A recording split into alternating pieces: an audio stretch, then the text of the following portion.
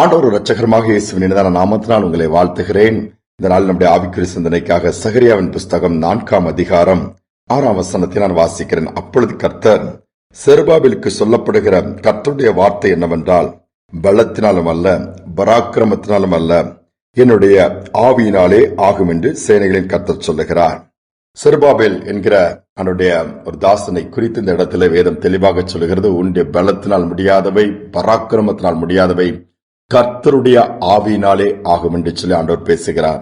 எங்க இந்த சூழல் என்று பார்ப்போம் என்று சொன்னால், முதலாம் தேவாலயம் எருசலேமிலே கட்டப்பட்டது சாலமன் ராஜாவின் நாட்களிலே சாலமன் ராஜாவால்.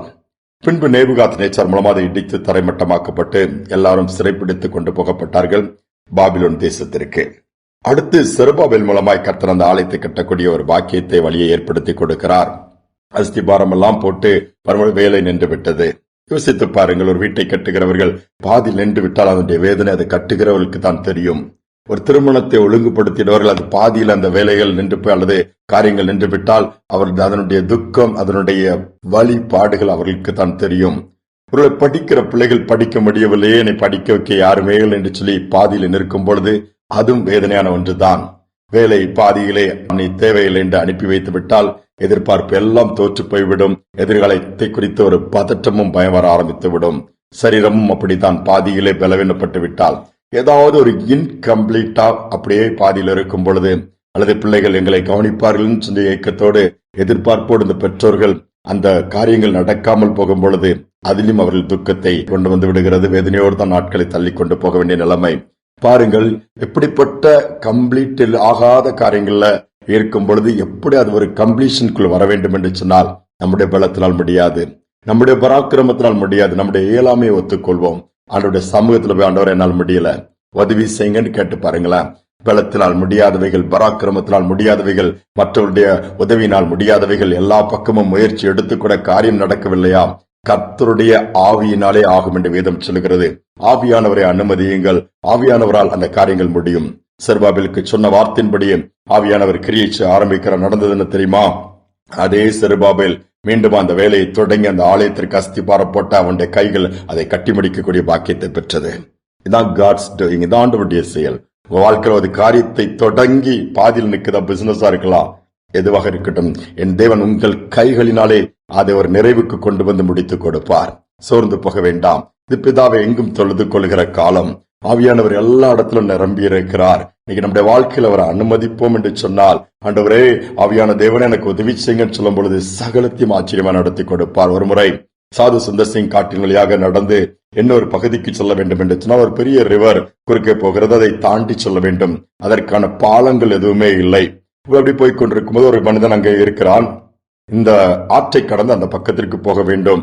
என்ன செய்வது கேட்கும் பொழுது, இங்கு பாலங்கள் எதுவுமே கிடையாது, நீந்தி தான் போக வேண்டும். அதுவும் முடியாது, எப்படி என்ன செய்வது, என்னால் ஒண்ணுமே முடியாது சொல்லும் போது, காற்றினால் நீ அந்த பக்கம் போகலாம் என்று சொல்லி அவர் சொல்லுகிறார். சாது சுந்தர் சிங் ஒண்ணுமே புரியல. காற்று எல்லா இடத்திலும் இருக்குது, எப்படி நான் அந்த பக்கம் அந்த காற்று என்ன எப்படி கொண்டு போகணும்னு தெரியலன்னு சொல்லுது. எனக்கு தெரியலன்னு இருக்கும் போது அவர் உடனே ஒரு பெரிய கோணிப்பை மாதிரி ஒரு பெரிய இதை எடுத்து அந்த மனுஷன் அந்த நல்லா காற்று ஃபில் பண்ணி அப்படி ஒரு முடிச்சு போட்டு கட்டினா அப்படி பெரிய பலூன் மாதிரி அப்படி நல்லா அப்படி நின்றுச்சு. தூக்கி போட்ட தண்ணீர்ல மிதந்துச்சு. இதை பிடிச்சிட்டு அந்த பக்கம் போயிருப்பா அப்படின்னா அப்படியே அதை பிடித்து மிதந்து அந்த பக்கத்தில் போய்விட்டாராம்.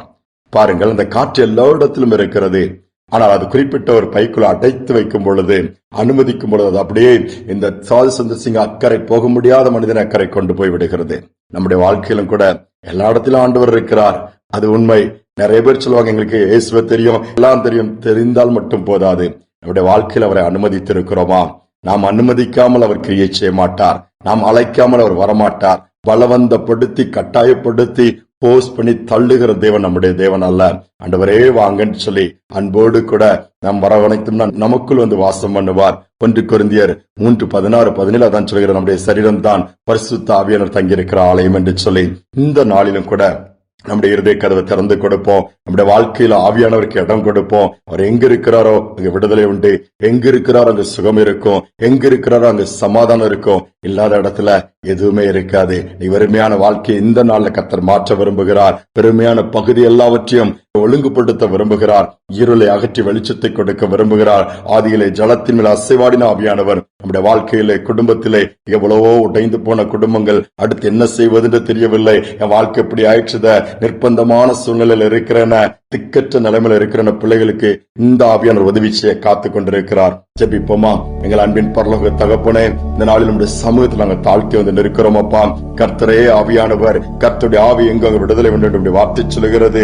பலத்தினால் முடியாதவைகள், பராக்கிரமத்தினால் முடியாதவைகள் கர்த்தருடைய ஆவினால் ஆகன் சொன்ன வார்த்தையின்படியே எந்தெந்த பிள்ளைகள் இந்த நாளிலும் கொண்ட செய்தியை கேட்டு என் வாழ்க்கையில் அதை ஆரம்பித்து முடிக்க முடியவில்லை, என் வாழ்க்கையில் அதை தொடங்கி பாதியில நிற்குது, என் வாழ்க்கையில் அது முயற்சி எடுத்து இது தோற்று போய்விட்டேன், என் வாழ்க்கையே எனக்கு நிர்பந்தமான நிலைமையிலே என்ன செய்வது அடுத்தண்டு குழப்பத்திலும் புலம்பிக் கொண்டும் நிற்கிறேனேன்னு சொல்லுகிற பிள்ளைகள் இந்த செய்தியை கேட்டு உம்மை நோக்கி கூப்பிடுவார்கள் என்று சொன்னால் பரிசுத்த ஆவியானவர் அந்த பிள்ளையுடைய வாழ்க்கைக்குள் பிரவேசிப்பீராக.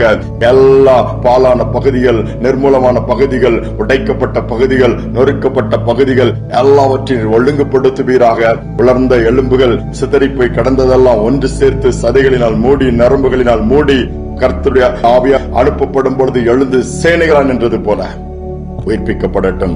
சேனைகள் நம்முடைய பிள்ளைகள் எழும்பட்டும், பாக்கியம் உண்டாகட்டும். அப்படிப்பட்ட கிருபை கொடுப்பதற்காக நன்றி, வழி நடத்துவதற்காக நன்றி. துதிக நம்மை ஏற்றுக்கொள்ளும் இயேசுவின் நாமத்தில் பிதாவே, ஆமேன், ஆமேன். பரிசுத்த ஆவியானவர் நம்மை பலப்படுத்தி நடத்த விரும்புகிறார்.